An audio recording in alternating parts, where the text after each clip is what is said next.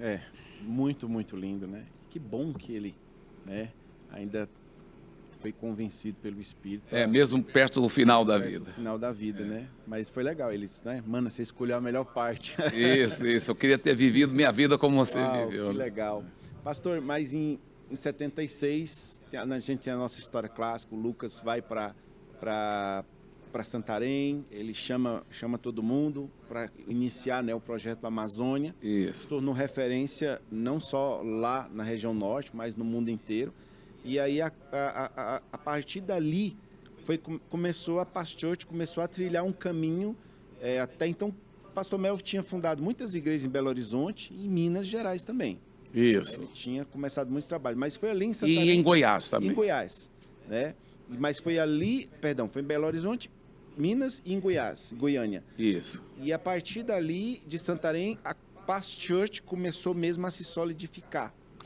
O que acontece é que o Lucas, meu irmão mais velho, tinha uma visão apaixonante pelos ribeirinhos, né? Então ele até começou um estaleiro, porque os barcos são muito caros, então ele começou um estaleiro para fazer barcos de casco de ferro aluminizado. E hoje a Missão Paz lá tem nós temos mais do que 100 barcos, né? 100 embarcações lindos, casco de ferro aluminizado, alguns são clínicas flutuantes, né? Então é muito, muito bonito. Agora, o que acontece? Ele realmente mudou em dezembro de 1976. Eu fiz uma viagem de pesquisa, né? Eu acho que foi no mês de julho de 76, com ele e meu pai. Então, a primeira vez que ele foi para Santarém, eu estive junto com ele. Mas quando ele mudou, eu não estava junto, porque eu logo mudei para os Estados Unidos para fazer faculdade. Eu fui fazer faculdade teológica no ano 1977. Então, quando eu terminei a faculdade teológica na Columbia Bible College, que hoje chama-se Columbia International University, quando eu formei, ele me convidou para voltar para Santarém para trabalhar com jovens.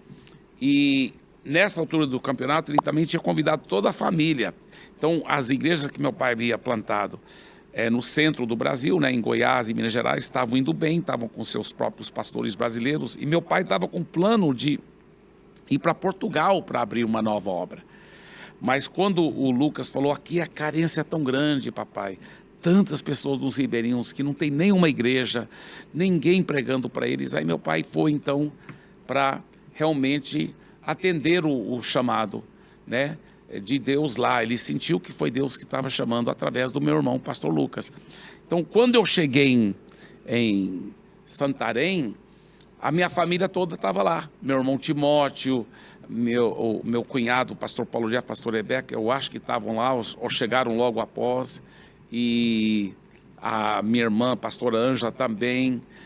Então, a família toda acabou estando lá. E trabalhamos muito, né, lá na cidade para tentar edificar uma igreja forte. A igreja estava começando a crescer, eu trabalhava muito com jovens.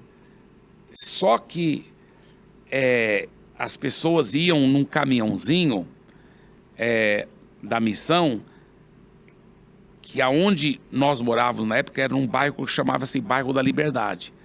Então o caminhão saía de lá e naquele bairro nós já tínhamos evangelizado muito. Não só eu, mas os meus irmãos também.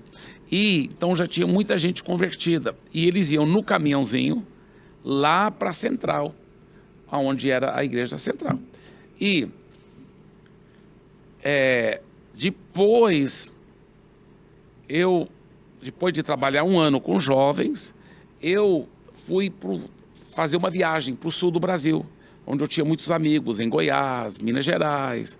E eu visitei, fiquei fora alguns meses. Durante esse tempo, enquanto eu estava fora, o meu irmão Timóteo, ou até um pouco antes de eu, acho que, viajar talvez, ele havia mudado o foco do ministério dele para o bairro da Liberdade, porque tinha uma igrejinha lá, mas estava fechada. E ele reabriu essa igreja e começou a ter cultos lá. E pararam de usar o caminhãozinho para a Central.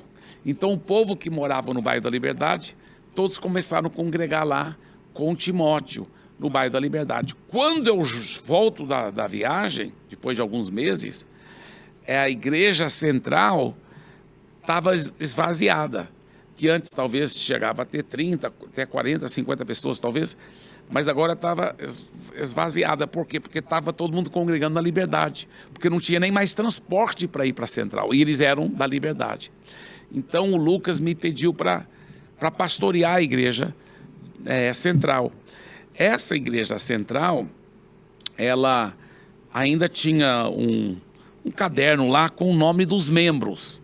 E tinha mais ou menos uns 30 membros lá, mas a maioria não estavam frequentando mais.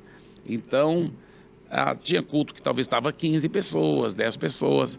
E você já ouviu essa história muitas vezes, que teve um dos cultos onde era para toda a igreja estar e só apareceu 2 pessoas, né? E eu pensei, não, mas com certeza estão acostumados, porque eu estava começando a pastorear. E antes os cultos às vezes começavam meio atrasado e tudo. Falei, estão já acostumados com essa cultura de começar o culto um pouco atrasado. Falei, não, eu vou imprimir uma nova cultura aqui. O culto vai sempre começar super pontualmente. E aí o pessoal vai chegando atrasado, eles vão sentir vergonha por terem chegado atrasado. E aí eles vão começar a ser pontuais. Só que eu peguei a guitarra, coloquei o microfone no pedestal, dirigi um louvor bem comprido, mas mais ninguém chegou, né? Depois eu preguei uma mensagem bem comprida, só com os 2 sentados lá, mas mais ninguém chegou até o final do culto. Além de mim, era só as 2 pessoas. E uma era minha irmã Ângela, né? Porque eu ainda era solteiro. Então, o outro era o irmão Egídio, um novo convertido, muito precioso.